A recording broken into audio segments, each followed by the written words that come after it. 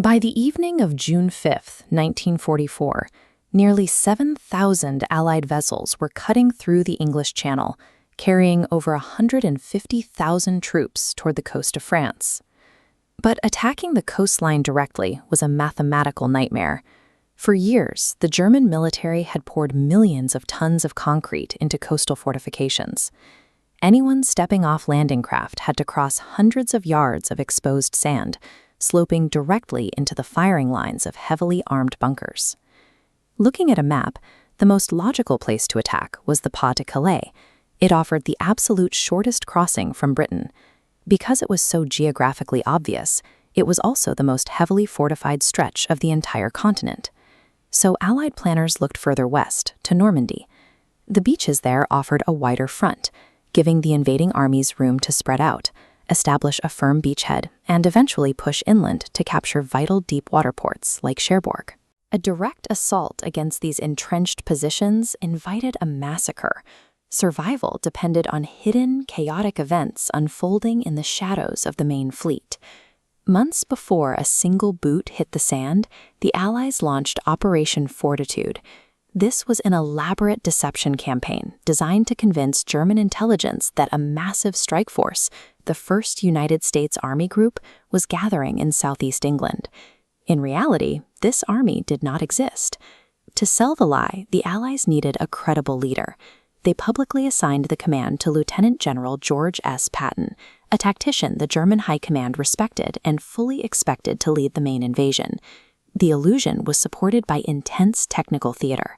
Allied operators generated constant fake radio traffic between non-existent units. Pilots even dropped strips of metal foil over the channel to trick German radar into tracking imaginary naval convoys headed the wrong way.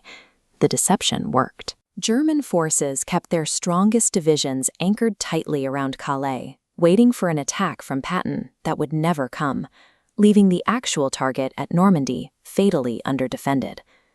The invasion plan was bound by strict natural constraints.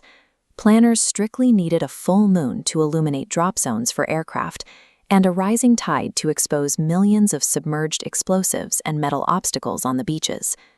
On June 4th, a massive storm slammed into the English Channel. High winds and heavy seas made launching landing craft impossible.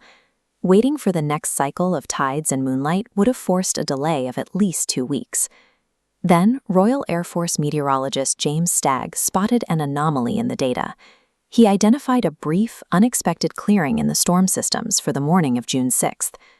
Based on that single, narrow forecast, General Eisenhower made the call to go.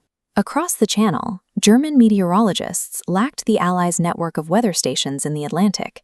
They only saw 2 solid weeks of severe gales ahead, leading the German High Command to conclude any cross-channel invasion was physically impossible.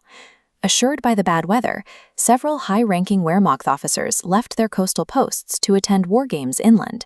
Even Field Marshal Erwin Rommel, the man entirely in charge of the Atlantic Wall defenses, packed up and drove back to Germany for his wife's birthday. The storm that nearly grounded the Allies stripped the German defenses of their commanders.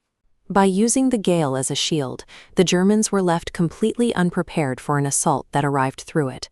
As midnight approached, the BBC broadcast a series of coded poetic phrases to mainland Europe. This was the signal to activate the French resistance. Overnight, civilian saboteurs executed Plan Vert. They destroyed 52 locomotives and cut regional railway lines in over 500 places, completely severing the transport network the Germans would need to move reinforcements toward the coast. While the trains burned, the airborne assault began.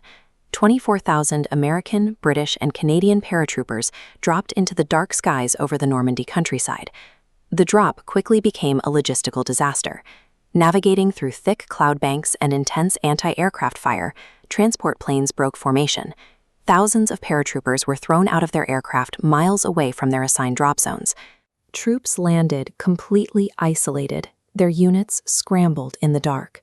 Many touched down in fields the Germans had intentionally flooded, leaving heavily burdened soldiers wading through neck-deep swamps to find their squads.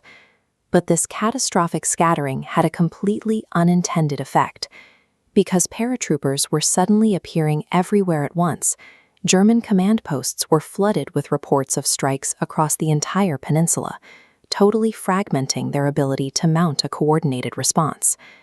By 6:30 a.m., the first waves of amphibious infantry were climbing down into landing craft and heading for the beaches. As the ramps dropped, they walked directly into entrenched artillery and machine gun fire. The soldiers on the sand were severely exposed. If the German army had immediately pushed a concentrated armored division toward the water, they could have driven the Allied forces back into the sea. But the German defense strategy contained a fatal flaw. They kept 3 of their heaviest panzer divisions positioned inland, away from the immediate coastline. These specific tanks were designated as strategic reserves.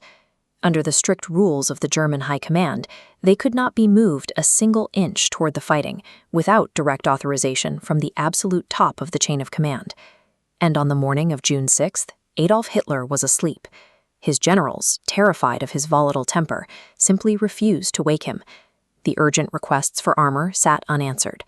That dictatorial terror paralyzed the German response. It bought the infantry pinned down on the beaches the critical, bleeding hours they needed to silence the bunkers and secure the sand. By midnight on June 6th, the invasion had fallen short of almost all its geographic objectives for the day. Yet, despite the delays and heavy casualties, the Allies successfully established 5 distinct beachheads on the continent. The physical breach of the Atlantic Wall required immense human sacrifice.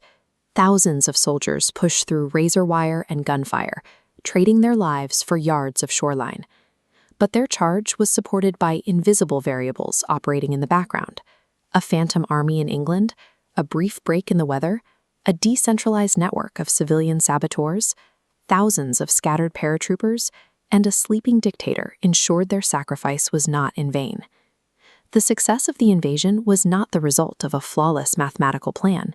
It was won by the ability of the Allies to exploit and fight through history-altering chaos.